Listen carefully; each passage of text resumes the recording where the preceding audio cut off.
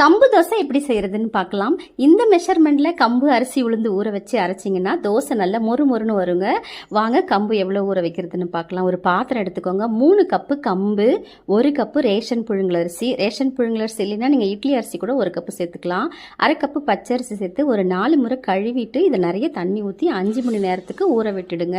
இப்போ வேற ஒரு பாத்திரத்தில் அரிசி அளந்த அதே கப்பால் 1 கப் உளுத்தம்பருப்பு, 1 ஸ்பூன் வெந்தயம் சேர்த்து இதையும் நிறைய தண்ணி ஊற்றி 5 மணி நேரத்துக்கு நல்லா ஊற விட்டுடுங்க. இப்போ நல்லா ஊறின பிறகு மிக்சி ஜாரில் தனித்தனியாக அரைச்சி எடுத்துக்கோங்க. மாவு நல்லா நைஸாக அரைச்சிக்கோங்க. உளுந்து தனியாக, கம்பு, அரிசி இதெல்லாம் தனித்தனியாக அரைச்சி இது எல்லாத்தையுமே ஒரு அகலமான பாத்திரத்தில் சேர்த்துட்டு தேவையான அளவுக்கு உப்பு சேர்த்து நல்லா கட்டி இல்லாமல் நல்லா கரைச்சிட்டு இந்த மாவை 2 பாத்திரத்தில் பிரித்து வச்சுருங்க. இல்லைன்னா பொங்கி வழிஞ்சிடும். இப்போ 2 பாத்திரத்தில் பாதி பாத்திரம் தான் ஊற்றி வச்சுருக்கேன். மறுநாள் காலையில் பாருங்கள் இந்த அளவுக்கு பொங்கி வந்துடுச்சு. நான் கொஞ்சம் நேரம் கழித்து வந்தேன்னா கீழெல்லாம் வழிஞ்சு ஊற்றிருக்கும்.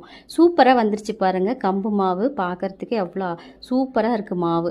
இப்போ தோசையை நல்லா ஊற்றக்குள்ளேயே நல்லா அழகாக வந்துச்சு தோசை. இந்த மாதிரி நீங்கள் மெஷர்மெண்ட்டில் மாவு அரைச்சிங்கன்னா கம்பு தோசை அருமையாக இருக்குங்க. இதுக்கு சுருக்குன்னு ஒரு காரமாக ஒரு சட்னி ஒன்றா செய்யலாமா? மிக்சி ஜாரில் காஞ்ச மிளகாய், சின்ன வெங்காயம், உரிச்ச பூண்டு கொஞ்சம், உரிக்காத பூண்டு கொஞ்சம், ஒரு தக்காளி பழம், உப்பு சேர்த்து நல்லா அரைச்சிட்டு இதில் நம்ம தாளிக்கிறதுக்கு கடுகு, உளுத்தம்பருப்பு, கருவேப்பிலை எல்லாம் போட்டு நல்லா தாளிச்சிட்டு இப்போ தோசையை வச்சு சாப்பிட்டு பாருங்களேன். செம்ம டேஸ்ட்டாக இருக்குங்க. கண்டிப்பாக ட்ரை பண்ணி பாருங்கள். தேங்க்யூ.